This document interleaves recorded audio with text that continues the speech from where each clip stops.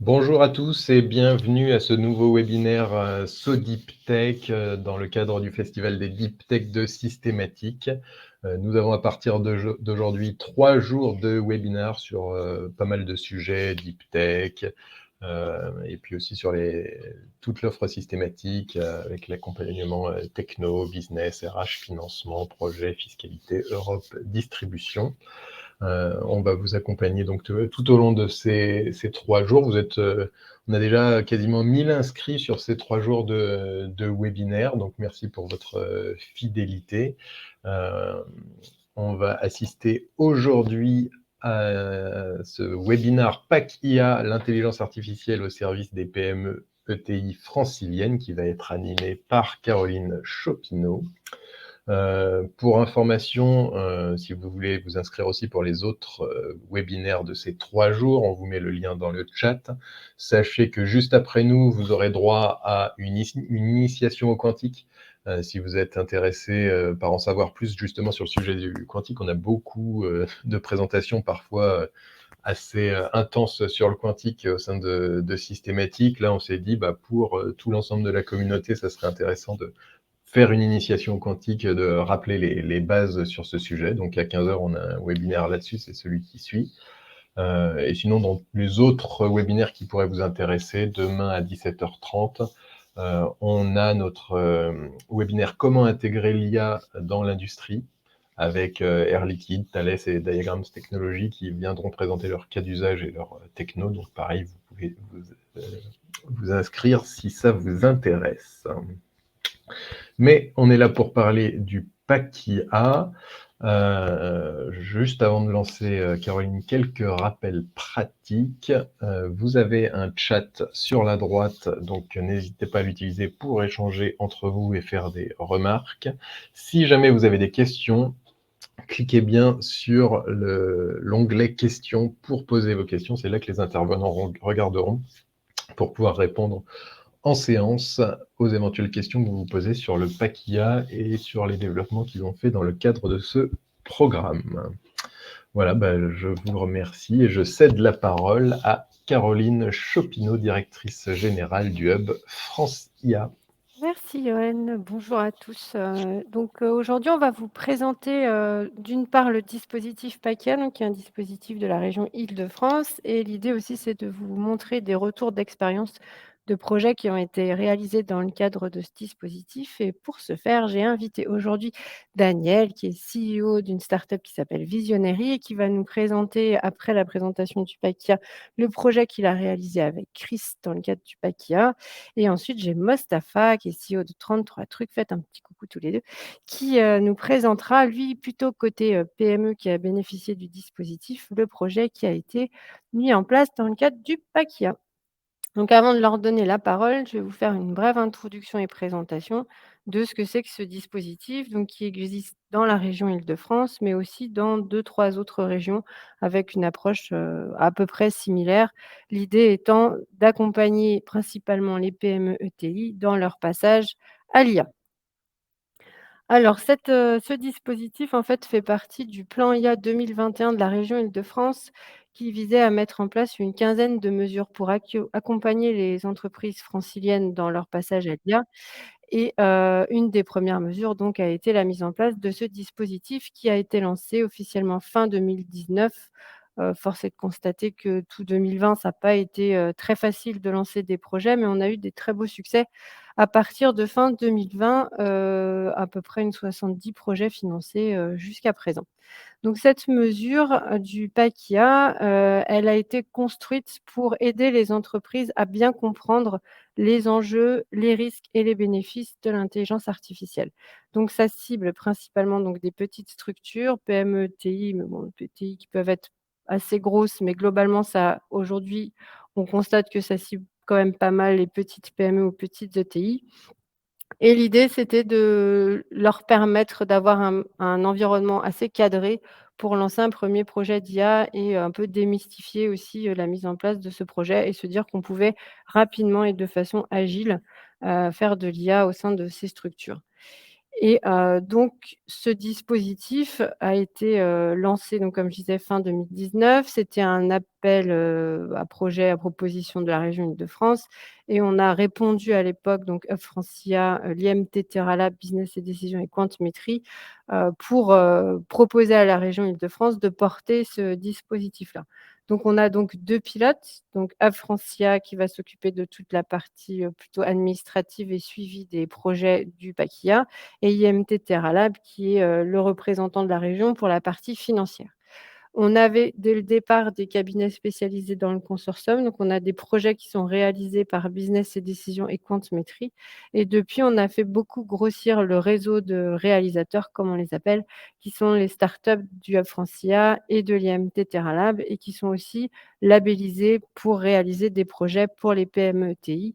L'idée étant d'avoir un pool d'experts sur différentes thématiques avec des produits, divers et variés ou des mini ESN comme on les appelle aussi chez nous, pour accompagner les entreprises avec des profils qui permettent aux PME ETI d'être rassurées dans, leur accompagnement avec des expertises qui sont souvent, hyper pertinentes par rapport aux besoins des PME ETI qui sont quand même, des entreprises un peu difficiles à atteindre pour, intégrer de l'IA.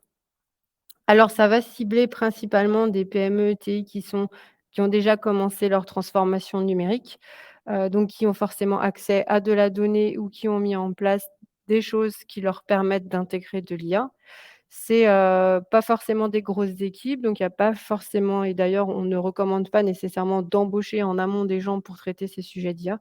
On va plutôt les mettre en relation avec des prestataires de confiance pour les faire monter en connaissances et en compétences sur l'IA en leur mettant directement les mains dans le cambouis. Ça cible donc des entreprises qui sont principalement, en Île-de-France, donc ça va être siège social ou établissement secondaire, ça marche également. Des entreprises qui ont moins de 5 000 salariés, qui font moins d'1,5 milliard de chiffre d'affaires.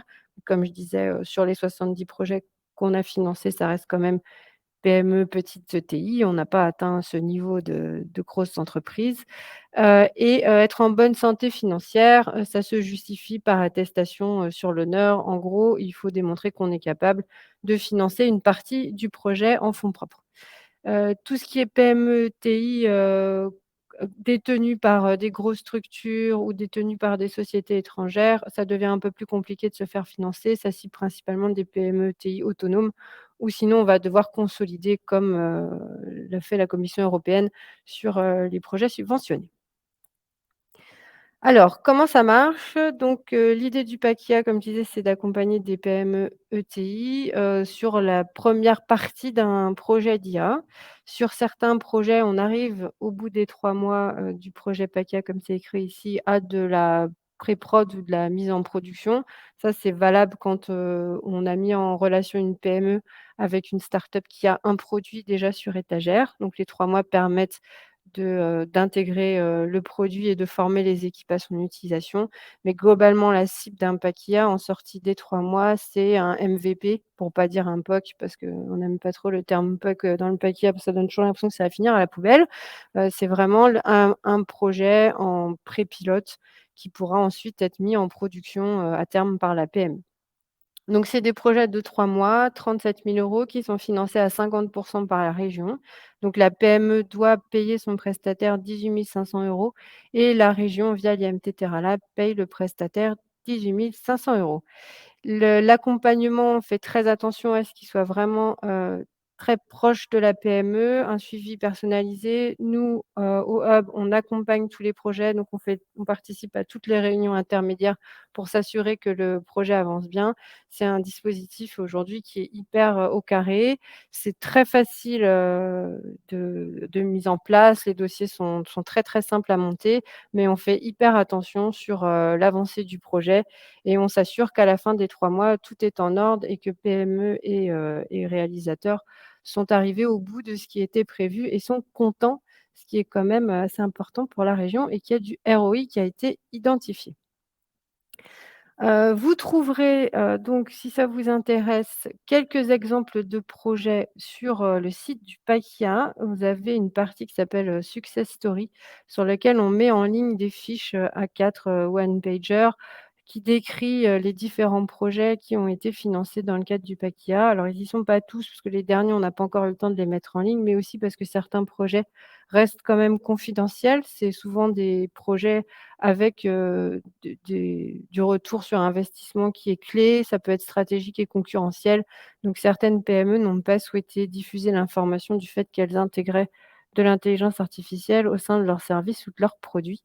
Mais vous trouverez quand même quelques exemples. Ce qu'on constate depuis ces 70 et plus projets financés ou en cours de réalisation, c'est que ça touche vraiment tous les secteurs.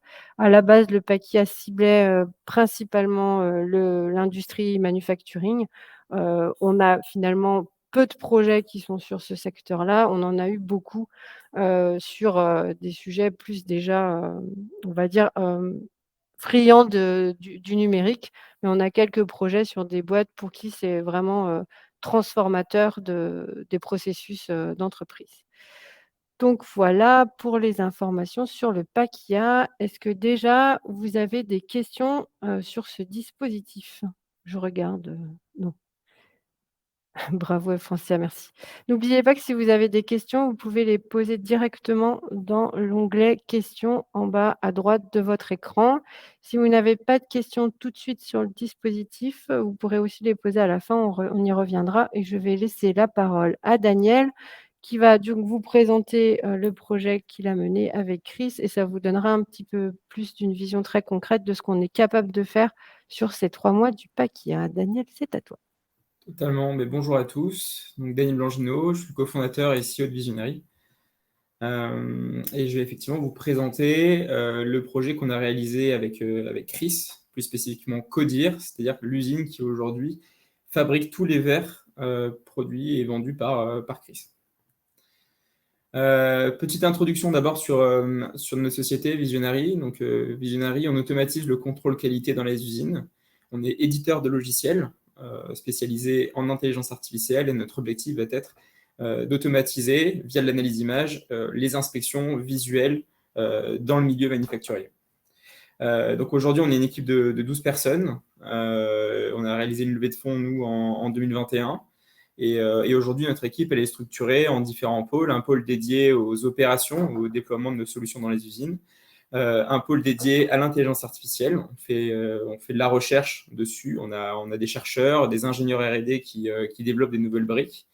Et bien entendu, un pôle de développement qui va s'occuper de tous les développements qu'on connaît, back-end, front-end, etc. Nos clients, ils sont divers. On adresse différents secteurs avec le produit qu'on a aujourd'hui. Des secteurs comme l'électronique, la pharmaceutique, le verre, bien entendu, on va en parler, la cosmétique ou tout simplement la machinerie agricole. Donc ça peut être assez large. Le dénominateur commun, c'est qu'on va s'axer sur des problématiques métiers dédiés à la qualité. Donc notre produit aujourd'hui, c'est un logiciel qui est capable de se connecter sur les caméras standards du marché et de venir centraliser l'intégralité des projets d'inspection. On a une approche qui, contrairement à ce qui se fait depuis les années 80 dans la vision, on a une approche qui est beaucoup plus digitale et qui permet un petit peu d'avoir une gestion un peu plus centralisée de tous les projets d'inspection afin de pouvoir tout simplement les nourrir les uns les autres et être garant d'une meilleure performance.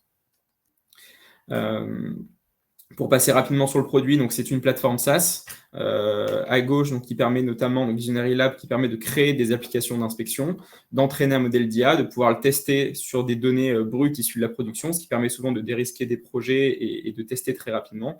Et à droite, Visionary Run, c'est ce qui permet ensuite derrière de le déployer sur un poste et de venir l'exécuter. J'en finis juste sur les technologies pour la présentation de Visionary. Aujourd'hui, on intègre 2 types de technologies, des technologies standards, comme typiquement de la classification supervisée ou de l'OCR, on va en parler. Et également, on développe nos propres technologies avec notre équipe R&D, typiquement notamment des technologies qui permettent de faire de l'apprentissage peu ou non supervisé sur des images de production. Ça évite de récolter des centaines de milliers d'images de chaque défaut pour être capable de détecter des anomalies. Voilà, je m'arrête là sur Visionary. On rentre un petit peu plus au cœur du sujet qui a concerné le PACIA, qu'on a réalisé entre janvier et mars, si je ne me trompe pas. Je crois que ça a peut-être commencé en décembre, mais je ne sais plus exactement la date de commencement, mais ça s'est étalé sur une période de 3 mois, concrètement. Le projet, c'est le suivant, c'est que concrètement, aujourd'hui, on a Chris qui produit des verres de lunettes, donc pas les montures, hein, les verres, Et aujourd'hui, ils ont des problèmes de mélange d'ordre de fabrication. Ce qui fait qu'aujourd'hui, donc, on a 2 verres qui sont dans des barquettes et parfois, on peut avoir des mélanges du verre de Monsieur Dupont et du verre de Madame Michu, typiquement. Ce qui fait qu'on a du mal à les retrouver et qu'ils finissent à la poubelle à la fin de la journée. Typiquement, en quelques chiffres, c'est une trentaine de verres perdus par jour, multiplié par 300 jours par an, ça fait 9000 verres. Ça fait derrière des coûts et des délais qui sont énormes. Chaque verre, c'est un client et c'est 3 jours supplémentaires de délai. Donc, c'est assez gros. Et du coup, ce qu'on est venu faire ici dans ce projet-là, c'est être capable de venir reconnaître un numéro d'ordre de fabrication qui est microgravé au niveau du verre afin de pouvoir l'identifier et du coup de réappairer les verres et d'éviter ces mélanges. Donc, ce qu'on a mis en place avant même de commencer vraiment la partie PAC-IA, nous, on a fait une pré-FESA avant le PAC-IA qui nous permettait de dire, OK, avec une caméra et un petit éclairage, on est capable de grosso modo visualiser le numéro d'ordre de fabrication. Et à partir de là, on a lancé le PAC-IA. Donc concrètement, au niveau du dispositif, donc c'est une petite caméra qui est placée au-dessus du verre. Le verre est mis en rotation et un éclairage ici permet de bien faire ressortir les différents caractères du numéro d'ordre de fabrication. Je ne sais pas si c'est très bien résolu là sur vos slides, mais typiquement on le voit ici. Au moment où on a lancé le PAC-IA, typiquement, ce qu'on a fait, c'est qu'on a défini un certain nombre d'étapes clés. Donc, bien entendu, il y avait les étapes clés mois après mois qu'on réalisait avec le hub, mais également des étapes clés intermédiaires, plus techniques, qui nous ont permis aussi de segmenter nos développements. Donc, une première étape qui est constituée, qui était plutôt centralisée, disons, sur la collecte des données, extrêmement importante pour à la fois l'apprentissage et les tests de la techno. Une deuxième étape vraiment concentrée autour de l'OCR, donc la reconnaissance de caractères, et une dernière étape qui a été plus sur la mise bout à bout de toutes les briques qu'on avait pu développer dans un workflow complet de détection et de test. Donc ça, c'est typiquement le workflow qu'on a mis en place. Donc typiquement, acquisition d'images. On venait dans un premier temps localiser l'endroit où s'est situé le numéro d'ordre de fabrication, parce qu'il y avait des grosses gravures sur lesquelles on pouvait venir simplement reconnaître la présence et la localisation. Et enfin, la lecture de caractères. Du coup, la première étape, ça a été effectivement la localisation de la microgravure. Là-dessus, on a entraîné un petit classifieur qui nous a permis de faire tout simplement de l'absence-présence de gravure. Lorsque la gravure était présente, on était capable de dire, OK, c'est cette image-là sur laquelle le numéro d'OF est présent, et on vient ensuite réaliser de l'OCR. Voilà. Donc, on a pour ça acquis des images, des images qui étaient d'abord physiques, c'est-à-dire que on nous a envoyé des pièces, à peu près, on avait autour de 300 pièces. Sur ces 300 pièces, on a réalisé l'acquisition. On pouvait générer beaucoup d'images à l'aide de ça, parce que un verre, c'est à 360, donc on était capable d'avoir plusieurs images. On a créé une base de données, on a entraîné un premier modèle, qu'on a testé ensuite et validé. Une fois cette première brique développée, on s'est concentré principalement sur l'OCR, donc vraiment la reconnaissance des petits caractères qui sont dans le carré blanc qu'on voit en dessous. Et pour ça, de la même manière, donc avec notre équipe, on a mis en place de l'OCR et on a fait des petits développements supplémentaires, notamment d'une brique de pré-traitement qui a permis de mettre en évidence et d'augmenter le contraste des numéros qui pouvaient être présents sur le verre. Voilà. Ce qui nous a permis derrière de reconnaître les caractères du verre lorsqu'il était arrêté dans sa position où il y avait la gravure. Pour parler des résultats très concrètement, donc ça c'est pour simplement montrer comment ça se matérialise aujourd'hui dans l'usine chez le client.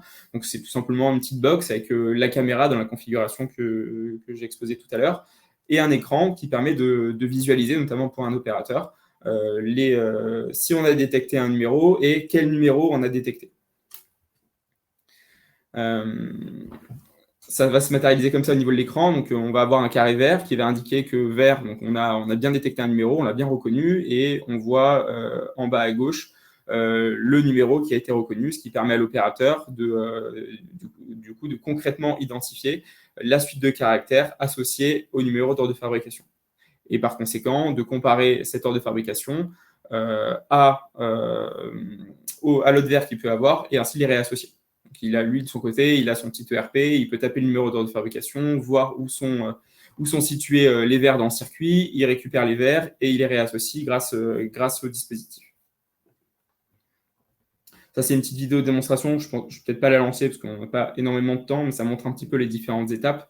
Donc, vraiment une étape de rotation du verre. On vient acquérir toutes les images. On localise l'image sur lesquelles sont les gravures. Puis, on réalise l'OCR et on affiche l'image que j'ai montrée précédemment avec le carré vert et les chiffres. En termes de performance et de résultats vraiment pour le client, donc on a testé concrètement, nous, en laboratoire, sur 237 verres. On a réussi à identifier 182 numéros d'ordre de fabrication, ce qui fait un pourcentage de détection de 77%, en sachant que ce qu'on n'a pas détecté, ce n'est majoritairement pas lié à l'intelligence artificielle ou au logiciel, mais uniquement lié à certains verres qui sortaient un petit peu qui avaient des courbures très spécifiques et qui faisaient qu'au niveau même optique, image, on n'était pas capable de visualiser le numéro. Donc, c'est des résultats qui sont assez positifs et qui, on va le voir dans les prochaines slides, ont permis de générer un véritable ROI.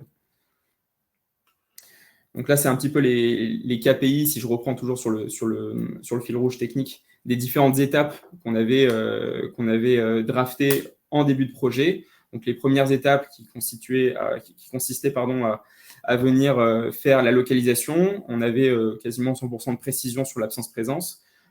Puis, une étape intermédiaire qui consistait à venir réaliser l'OCR. Là-dessus, pareil, sur l'OCR, on avait à peu près 95% de précision, ce qui était largement correct pour l'application qu'on avait à mettre en production.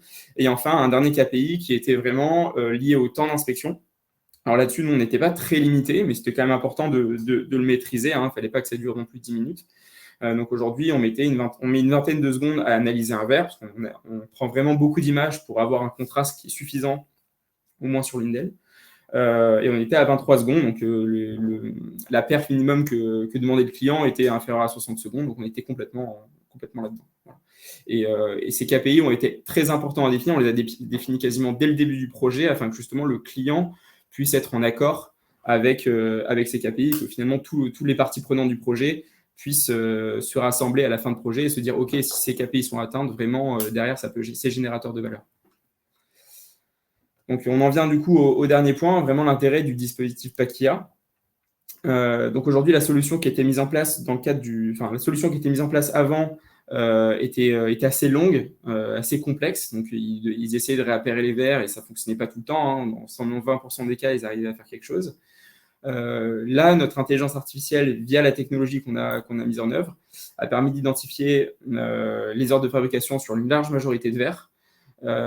Et surtout, l'avantage de l'IA précisément pour ce type de projet, c'est que l'IA va être capable de s'adapter à tous les types de verres. C'est une technologie qui est beaucoup plus malléable que certains d'autres, et ce qui nous permet aujourd'hui de se dire qu'on peut l'appliquer sur un verre qui va être complètement teinté, un verre qui va être épais, un verre qui va être plus fin, un verre qui va être plus ovale, etc. Donc, on va être capable vraiment de prendre en compte cette variabilité et sur une large majorité de verres, de fournir vraiment un résultat qui aujourd'hui est exploitable par les équipes opérationnelles de CRIS. Si je chiffre ça concrètement donc pour l'ETI qui est CRIS Group, en termes de coûts déjà, donc, nous on a eu un premier retour dans les premières semaines qui était qu'ils ont sauvé quasiment 90 commandes en 12 jours. Et compte tenu des chiffres qu'on a, on projette sur l'année un gain annuel entre 96 et 144 kg lié à tous les verres qu'ils évitent de jeter du coup à la poubelle et qui peuvent conserver et livrer aux clients. Il y a un deuxième pilier qui est vraiment les délais. Donc un verre perdu aujourd'hui, ça entraîne un délai supplémentaire de 3,5 jours. Nous, notre logiciel permet de réduire ce délai de 2,5 jours environ. Donc, derrière, c'est sur une année entière, c'est près de 18 000 jours de retard évité pour les clients et c'est ce qui, pour eux, est le plus critique parce que c'est dans leur promesse aujourd'hui à CRIS de se dire que les verres sont livrés sous seulement quelques jours. Bien entendu, la qualité et un impact environnemental. Aujourd'hui, 30 verres perdus et jetés par jour, c'est de la matière première qui est jetée. Donc, c'est un véritable impact derrière qu'on n'a pas chiffré encore. On n'est pas allé encore aussi loin, mais qui peuvent se sentir en tout cas. Et enfin, un dernier KPI qui est au niveau de l'emploi. Aujourd'hui, il y a une personne qui a été embauchée et qui est dédiée à l'emploi de notre logiciel au jour le jour pour venir retrouver les verres et éviter les mélanges dans les ateliers de Chris. Je termine sur cette slide qui permet de voir un petit peu l'avant-après du projet. Donc, avant le projet Pakia, donc 30 verres perdus par jour, des délais moyens de 3,5 jours par verre supplémentaire, 30 verres jetés au rebut, et de manière générale, un processus de traçabilité qui était papier, avec plein de risques de dissociation. Et 3 mois plus tard, donc on a vraiment en plus respecté ce délai-là, on n'a pas mis beaucoup plus de temps que ça. C'est 30 verres perdus par jour, c'est seulement 1 jour de délai supplémentaire et seulement 6 verres jetés au rebut.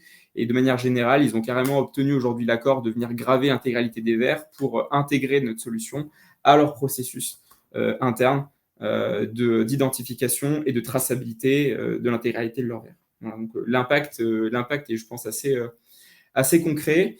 Et si je dois un petit peu conclure sur le Pakia, moi, ce que j'ai beaucoup apprécié, c'est le fait qu'on puisse vraiment avoir 3 parties prenantes avec vraiment le hub Francia qui a permis vraiment de structurer toute la démarche qu'on a pu avoir avec notre client via notamment le remplissage de questionnaires de préqualification qui permettait de mettre tout le monde d'accord sur quels étaient le ROI, les gains qu'on allait chercher et quels étaient vraiment le problème et les ressources qui allaient être mises dessus pendant toute la durée du projet. Ça a permis vraiment de mettre tout le monde d'accord, de cadrer les choses et qu'à la fin, finalement, tout se passe relativement bien.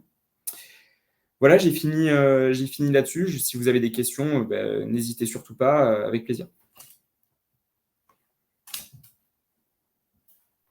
Merci beaucoup, Daniel. On va laisser les gens mettre les questions et on les prendra à la fin, parce que je vois qu'il y en a qui sont en train d'écrire. Et en attendant, du coup, je vais laisser la parole à Mostafa qui va nous donner sa vision de la PME qui a bénéficié du dispositif. Merci Mostafa d'avoir répondu présent. C'est pas toujours évident de trouver des PME qui ont le temps et l'envie de présenter des projets Pakia. Comme je le disais, c'est toujours un peu stratégique pour les boîtes de mettre de l'IA, donc le faire, mais après en parler, pas toujours simple. Donc merci beaucoup. Vas-y. Merci à toi, Caroline, et bonjour à tous. Je crois que c'est un juste renvoi d'ascenseur au vu de ce qui a pu nous être apporté. Alors, bonjour à tous. Donc, je suis Mostafa El Fawal, je suis l'un des cofondateurs de 33 trucs. Je vais passer en revue rapidement ce qu'est 33 trucs pour vous donner un peu de visibilité.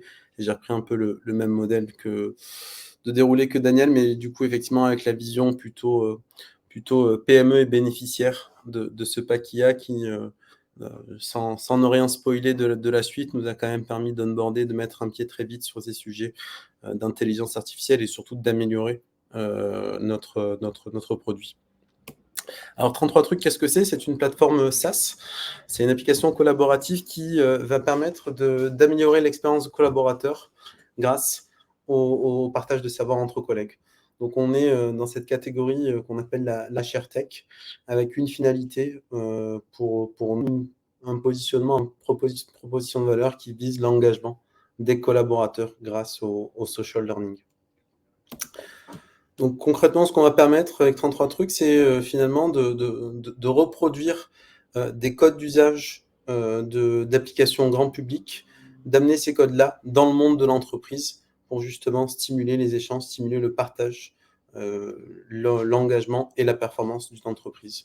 Et donc on va aller chercher ces codes-là pour effectivement permettre à tout un chacun de partager, de créer et de partager des contenus dans des formats dynamiques au sein de l'app. On va leur permettre on va permettre aux entreprises finalement de structurer les différentes communautés qui existent déjà au sein d'une entreprise et finalement de mettre en lumière les leaders, les managers, les experts, les sachants de l'entreprise qui justement contribuent à la performance d'une entreprise.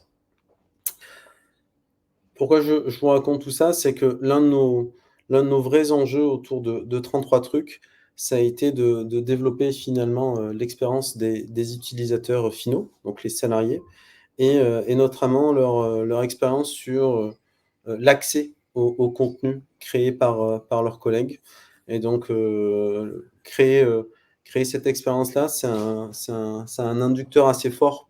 C'est tout simplement l'usage de la plateforme, comment on développe la récurrence d'usage, comment on arrive à démontrer finalement la pertinence de notre application déployée au sein de nos clients. Donc, on a tout un tas de KPI pour le mesurer aujourd'hui. On en avait déjà à l'époque, mais ce qui a permis de finalement, on va le voir juste après, d'aller tester certains cas d'usage autour de notre produit, que ce soit par exemple côté knowledge management collaboratif ou même des sujets plus asynchrones comme des ateliers de co-développement entre managers. Donc des enjeux forts pour valider ces cas d'usage, pour atteindre une masse critique aussi. Donc cette récurrence d'usage, elle est significative et elle est vitale pour aller chercher de l'utilisateur, mais aussi des contenus et globalement valider nos premiers déploiements, passer de ces phases pilotes initiales au sein de nos clients pour aller plus loin sur des déploiements plus larges, sur des populations plus élargies. Donc l'objectif de la démarche, ça a été de se focuser sur cette récurrence d'usage et sur un des points noirs qui était ressorti d'une analyse qu'on a réalisée fin 2022, ouais, sur finalement comment on arrive à stimuler la récurrence d'usage en proposant une expérience utilisateur dans laquelle les contenus qui sont proposés à un utilisateur, donc tout ce système de recommandation, amène finalement des contenus pédagogiques qui impactent finalement, qui intéressent un utilisateur selon ses centres d'intérêt déclarés, mais aussi selon son expérience. Et donc pour ça, on a des contenus, des données très, très variées. Donc tous les contenus répondent à un système de classification propre à la plateforme, donc avec des thématiques qui sont finalement assez macro, décomposées en tags, et derrière des contenus à proprement parler dans différents formats, ce que je disais tout à l'heure. Donc on a effectivement des formats plutôt vidéo, des formats plutôt slideshow, ce sont des carousels qu'on peut retrouver sur Instagram ou LinkedIn aujourd'hui, des articles plus textuels ou même des questions posées entre utilisateurs. Les résultats de cette démarche, on les a tout de suite évalués, c'est-à-dire qu'on a travaillé avec l'un des réalisateurs du pack IA, qui est en l'occurrence Just AI, qui nous a permis d'aller finalement améliorer tout de suite ce système de recommandation. Et donc on l'a mesuré sur une phase pilote, sur un périmètre, sur un parc d'utilisateurs restreint, pour tout de suite voir finalement entre notre système de recommandation précédent et celui qui a été mis en place avec Just AI, quelle était la différence. Donc là, on a effectivement 78% de pertinence améliorée, et surtout, on a même et c'était là le vrai sujet, c'est de se dire que finalement, quand on est en quête d'un sujet, d'un contenu, comment on arrive à faire réémerger ce contenu-là de la manière la plus simple possible, et avec le plus de pertinence possible. Et donc là, ça a été assez important, puisqu'on a réussi à améliorer aussi les résultats de recherche. Cette démarche, le projet a eu, on va dire, des bénéfices collatéraux. C'est aussi sur la maîtrise de nos données. La maîtrise de nos données, c'est-à-dire qu'on a construit un produit très vite pour pouvoir démontrer une valeur, démontrer finalement une adéquation avec le marché, et avec finalement peu de structuration au démarrage sur comment on arrivait à stocker l'ensemble des données d'usage au fil des mois. Et donc là, ce qui nous a permis de non seulement structurer les données existantes, mais aussi d'aller chercher de nouvelles données pour alimenter toutes ces recommandations. Donc typiquement, les données d'usage d'un utilisateur sur ses réactions sur un contenu, ses réactions étant un like, un commentaire par exemple, autant que tous les contenus consommés au fil de la navigation.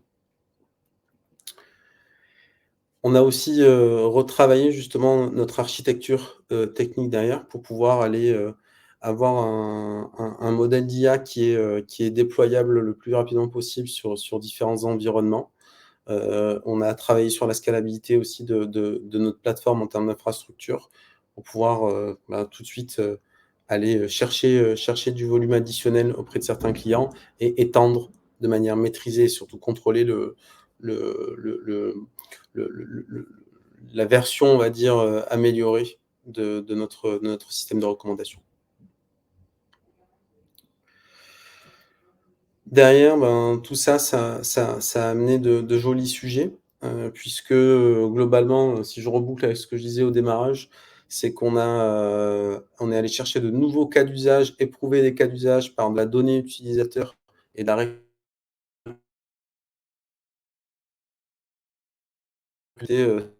certains deals commerciaux avec, certains prospects, mais aussi, étendre finalement, la poursuite de certains pilotes, puisque finalement la prise en main, l'adoption de l'app auprès de certains clients a été plus intéressante.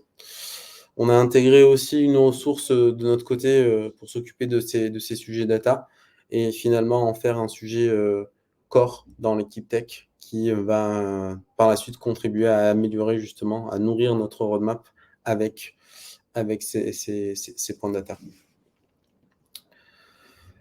L'intérêt du package, je vais aller assez vite pour qu'on puisse se laisser le temps d'échanger. Globalement, avant le package, si je reprends tout ce qu'on vient de se dire, c'est qu'on est un système de recommandations assez figé, finalement, où on se basait uniquement sur la déclaration de certains centres d'intérêt par l'utilisateur.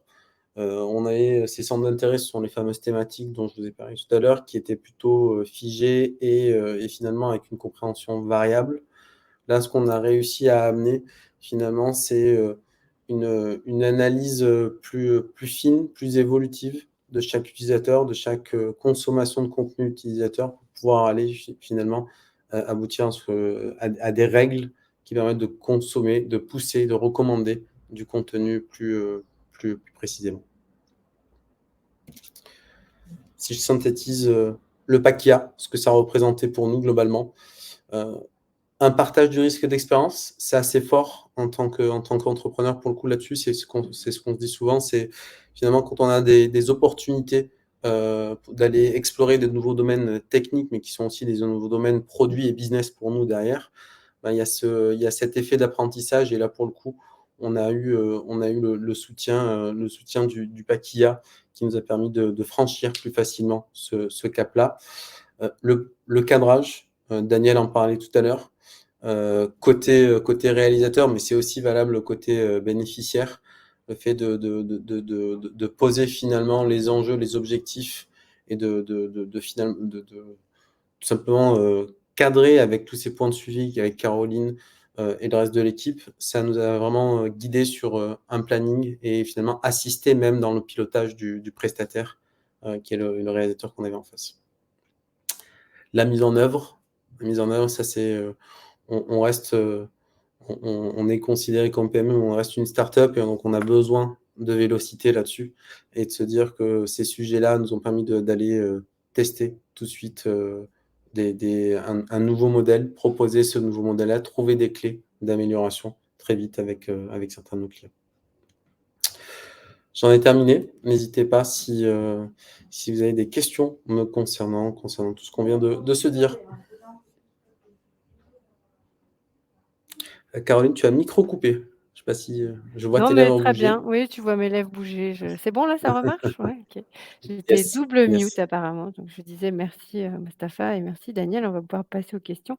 En tout cas, merci Mustapha encore et pour cette synthèse et juste pour, extrapoler un peu sur les autres projets. Globalement, les retours qu'on a sur le PACIA, effectivement, il y a une aide financière parce qu'il y a une prise en charge à 50 mais ce qui ressort quand même ce qu'on demande à tous les projets de nous faire compléter une fiche de fin de projet où on nous donne un peu un avis sur le dispositif et ce qui en sort, c'est ce que tu as dit, c'est le fait que ce soit quand même cadré et qu'on ait un peu, blindé, le projet sur ces 3 mois avec des questionnaires en amont et le fait qu'on soit là pour accompagner, ça rassure aussi la plupart des bénéficiaires sur ce dispositif-là, puis sur la mise en place du projet puisque globalement, c'est des entreprises qui sont pas forcément matures sur le sujet de l'IA et qui s'imaginent qu'un projet d'IA, c'est des projets qui sont, très, très coûteux et très, très longs et là, en cadrant tout, on arrive à les faire, passer à l'IA et c'est vrai que ça a un certain avantage, au-delà, juste, du financement.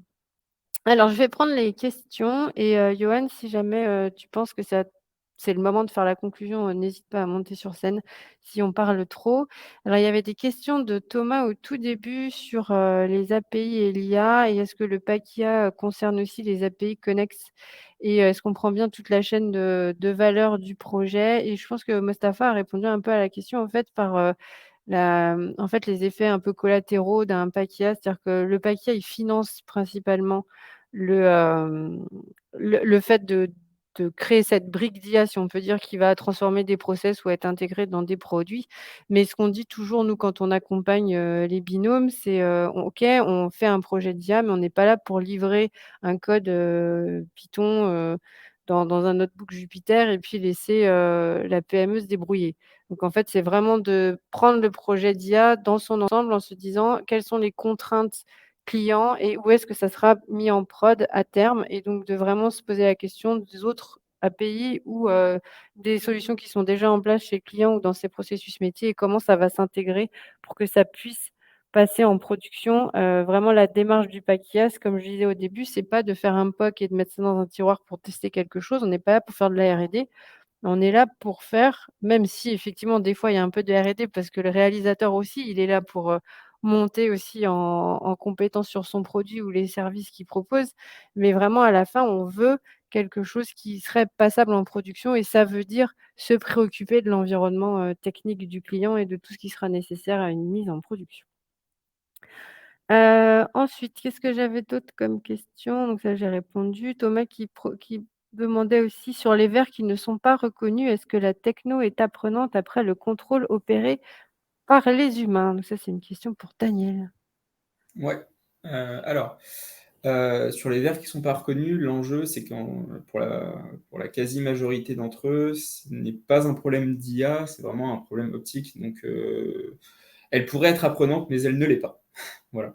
Elle pourrait être apprenante, mais là, les enjeux se concentrent plus sur améliorer un petit peu la qualité d'image qu'améliorer l'IA. Mais effectivement, c'est dans ce cas-là précisément de Chris, non, l'IA n'est pas apprenante. Après, dans le reste de nos produits, c'est le cas par contre. Super, merci. Ensuite, on a vu une question de Didier. Est-ce que le projet a permis d'identifier des défaillances dans le processus de production qui aboutissait au mélange de verre? J'ai pas toutes les données, mais je crois que c'est en cours. Ouais. En fait, aujourd'hui, grâce à l'outil qu'ils ont entre les mains, ils arrivent à un petit peu mieux creuser et comprendre ce qu'il se passe.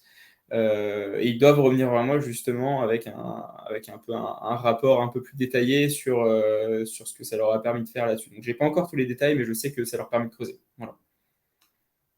Super.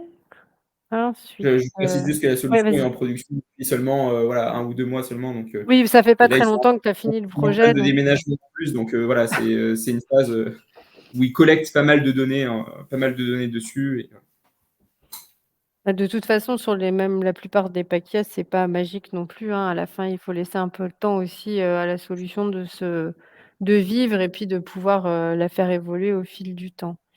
On avait une question dans le chat qui a été repostée dans l'onglet questions et je ne sais plus si c'était j'avais noté Stéphane, il me semble, qui avait posé la question. Vous indiquez que Pakia est disponible dans plusieurs régions. Pouvez-vous préciser lesquelles? Alors, gros challenge. Il me semble qu'il y a un dispositif qui est disponible dans le Grand Est aussi et en Normandie. Il y a aussi, quelques, European Digital Innovation Hub qui sont donc des EDIH financés par la Commission européenne, dont certains qui sont sur l'IA, qui sont en train de réfléchir à proposer un équivalent du PAC-IA pour, leurs PME, locales et sachez quand même qu'au niveau national a été lancé, après Vivatech, le programme IA Booster. Vous pouvez trouver toutes les informations en ligne en tapant IA Booster ou sinon vous m'envoyez un mail et je vous enverrai les infos. Donc il y a un programme, porté par la DGE et financé, enfin opéré par, la BPI et donc il y a un programme en 3 étapes qui permet à une PME ETI de passer à l'IA. La première phase concerne le diagnostic data IA qui existe déjà, à la BPI, mais qui est rebrandé, IA Booster. La deuxième phase, c'est choix de la meilleure solution. Donc dans ces 2 phases-là, financement 50 des enveloppes aux alentours de 10 000 €, 10 000 € 18 000 € et donc quelques jours d'expertise, on va dire, pour analyser les données, produire des cas d'usage et ensuite identifier les solutions qui pourraient être pertinentes pour ces cas d'usage et une dernière phase qui est la phase d'expérimentation qui a priori serait sur des enveloppes de 60 000 €. J'ai pas tout en tête parce que c'est pas encore complètement ouvert, les 2 dernières phases, mais l'idée ce sera d'expérimenter, en binôme, même concept que Pakia avec un financement à 50 aussi, pour passer à l'IA et du coup ça permettra à toutes les entreprises qui sont pas, localisées dans les régions, qui ont déjà un dispositif, de bénéficier aussi de cet accompagnement. Il y a plusieurs millions qui ont été débloqués. L'objectif du gouvernement étant de financer 500, PME ETI. Donc restez bien connectés, sur ce sujet-là si ça vous intéresse. Ensuite, une autre question. Un gain de 144 000 € par an sur un chiffre d'affaires de combien? C'était une question pour toi, Daniel. Ouais, c'est alors, le chiffre d'affaires de Chris Collier, je ne l'ai pas exactement, mais je crois que c'est autour de 180 millions. Voilà. Donc, ça fait un gain de faire 0,01% à peu près. Mais ce qui est surtout intéressant, c'est de regarder le gain par rapport à ce qu'ils ont investi. Donc, ils ont investi 18 500 € et derrière, c'est entre 144 et 180 kilos qui sont sauvés chaque année. Voilà. Et puis surtout, ça transforme un peu leur façon de gérer ça. Il y a moins de pertes, enfin, Ouais, des et en fait, c'est même collatéraux intéressants. pour en avoir discuté avec eux, au début, je pensais que l'enjeu pour eux était un enjeu plus financier, mais en fait, ce que j'ai compris, notamment en discutant après avec les équipes de production, c'était que l'enjeu était surtout sur les délais, à vrai dire. Voilà. Mmh. Aujourd'hui, être capable de sauver 2 à 3 jours de délai grâce à l'outil, c'était ce qui pour eux aujourd'hui avait le plus de valeur. OK, alors celle-là, on a déjà répondu. Thomas pose une question. Est-ce que vous utilisez des entreprises de bilan carbone pour les optimisations clients opérées? Êtes-vous certifié? C'est une question pour toi, Daniel. Ouais, on a réussi de manière très récente à se faire financer un bilan carbone par la BPI. Donc on va faire un bilan carbone là dans les prochains mois. Par contre, effectivement, on ne l'a pas fait client par client, mais on a déjà une première phase qui va consister un petit peu à faire un bilan carbone général de Visionary. Et ensuite, je pense de pousser ça au niveau des projets pour voir un petit peu ce que Chris est un exemple. On a d'autres projets avec d'autres clients où on a aussi des impacts intéressants à venir chiffrer, qu'on ne chiffre pas forcément. Donc, je pense qu'on va commencer par le bilan carbone général et on viendra ensuite découler des choses plus spécifiques de ça. Voilà. Mais en tout cas, c'est une volonté de ma part. Voilà. Et sur, un autre sujet, Thomas te demande si vous êtes déployé à l'international. Oui, on est déployé aujourd'hui en Suisse, on va se déployer en Italie, on est en Allemagne, en Espagne et bientôt en Tunisie. Pas mal. Et si Thomas est de Business France, oui, je suis intéressé pour avancer parce qu'on a plein de choses à faire à l'international. Question pour Mustapha. Est-ce que vous mesurez l'épanouissement, indicateur propre à 33 trucs, des collaborateurs à la longue? Alors, c'est pas tout à fait l'épanouissement qu'on mesure, même si on souhaite à tous les salariés de nos clients d'être épanouis et heureux, mais on va mesurer plutôt l'engagement collaborateur. Et l'engagement collaborateur, on va le mesurer à différentes échelles. Et merci de poser la question, puisque c'est un autre des bénéfices collatéraux du Pakia, c'est que la structuration effectivement de nos données nous a permis d'aller chercher plus de KPI à restituer à nos clients. Donc on va mesurer à la fois l'engagement, donc un taux d'engagement avec différentes variantes, notamment sur l'engagement créatif sur la plateforme, mais on va aussi mesurer un indice social qui est finalement l'indice de collaborativité entre les salariés dans les différentes communautés 33 trucs. Merci Mustapha. Une autre question de Philippe. N'y a-t-il pas eu un risque de profilage des utilisateurs avec cette recherche d'identification des thèmes d'intérêt au lieu du modèle déclaratif? Si oui, comment l'avez-vous évité? Alors, le profilage, on a effectivement eu ce sujet-là. L'objectif, ça a plus non pas été d'aller chercher de la donnée désanonymisée. Donc, on est resté sur de l'anonyme. Et donc, pour réussir à définir effectivement des centres d'intérêt plus globaux. Mais aujourd'hui, la pondération reste quand même très orientée sur le déclaratif et comment on arrive à nourrir finalement la classification déclarative dès le démarrage, comment on arrive à la rendre dynamique pour permettre à un utilisateur d'enrichir finalement ses centres d'intérêt par lui-même au fil de son utilisation.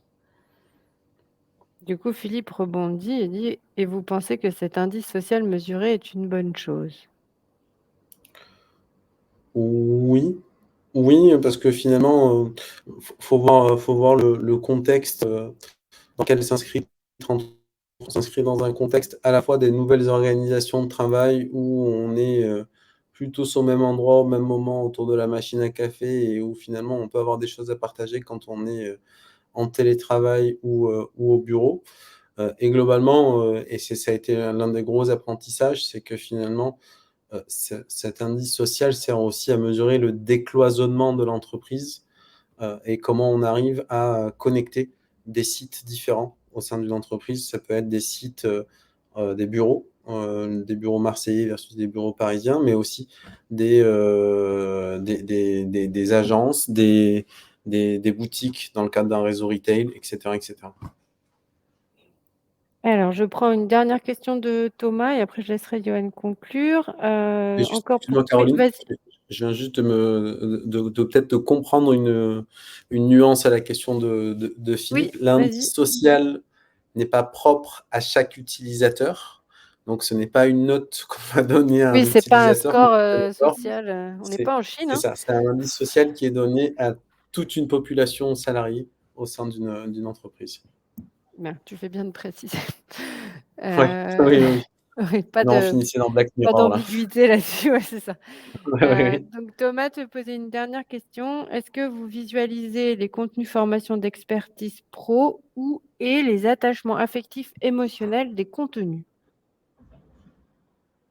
J'avoue que je Oui, n'ai pas compris. Pardon. je sais pas, attends, j'essaie de Je refaire. C'est Est-ce ça que la vous question piège de fin de webinaire. est-ce que Les vous contenus visualisez formation d'expertise ou les attachements affectifs émotionnels des contenus? Mais quoi est-ce qu'en gros, est-ce que c'est sur, si je comprends bien, est-ce que c'est principalement de l'analyse de contenu, d'un point de vue expert ou est-ce qu'il y a un volet un peu, émotionnel au regard des contenus? Engagement, oui, partie émotionnelle ou expertise. OK, la partie émotionnelle est rattachée finalement aux interactions, c'est comme ça que je le comprends? Aux interactions qu'on Mmh, peut avoir, au je sein pense, ouais. sur un différent contenu. Donc oui, ça vient nourrir, finalement la compréhension, qu'on a. C'est-à-dire que finalement dans tout le système de recommandation va être basé aussi sur, ces interactions qu'on peut avoir autour d'un contenu. Dit autrement, un contenu qui est, liké, commenté Mmh. et partagé sur la plateforme, crée une valorisation du contenu, oui. Il y a l'empathie de la marque, jeune génération, jeune relation sur l'entreprise. Ah bah, l'engagement est double, donc c'est lié à l'engagement du coup, OK. L'engagement est effectivement double. L'engagement, il est, à la fois sur, le à un niveau individuel, sur le développement de ses compétences, autant que, finalement sur son personal branding en interne au sein de l'entreprise. Mais il est aussi lié effectivement à l'émotionnel et comment on arrive à créer une culture commune, un sentiment d'appartenance, une cohésion commune, au sein de l'entreprise grâce à ce partage de savoir entre collègues. Pardon, j'avais Super. pas compris le sens de la Oui, non, question. il fallait une deuxième petite question pour, tout ceci. Bon, j'espère que J'espère c'est avoir bon. encore répondu, Thomas, et si c'est pas le Ouais, non, cas, ça m'a l'air très n'hésite bien. pas à venir me pinguer, Ouais, Thomas, ailleurs. il hésitera pas. On n'est pas des robots. Oui, Oui, tout à fait. on est bien d'accord. Bah, merci à tous les 2 encore et puis Johan, je te laisse, la parole pour conclure. Eh ben, merci à vous 3 pour cette, session, extrêmement intéressante de SODIPTech et cette présentation du PACIA et de ses résultats. Le festival SODIPTech, de Systématique continue puisque c'est sur 3 jours et qu'on n'en est qu'au premier jour. Vous retrouvez le programme de SODIPTech sur le site web de Systématique et comme je vous disais en début de webinaire, on enchaîne tout de suite avec une initiation au quantique qui est vraiment ouverte très largement. Si vous n'y connaissez pas, c'est le moment d'y aller. Donc, il y a le lien dans le chat. N'hésitez pas à cliquer, ça commence dans 3 minutes. juste le temps d'un petit café à peine. Et demain, on aura à 17h30 notre webinaire « Comment intégrer l'IA dans l'industrie » avec Air Liquide, Thales et Diagram Technologies. Donc, pareil, vous pouvez vous inscrire et ainsi qu'à la trentaine d'autres webinaires. Merci à tous pour votre participation. Merci Caroline, Mostafa et Daniel. Et à bientôt. Au Merci revoir. pour l'invitation. Merci à tous. Merci pour l'invitation. Bon après-midi à tous. Merci, Bon au après-midi, au revoir. revoir.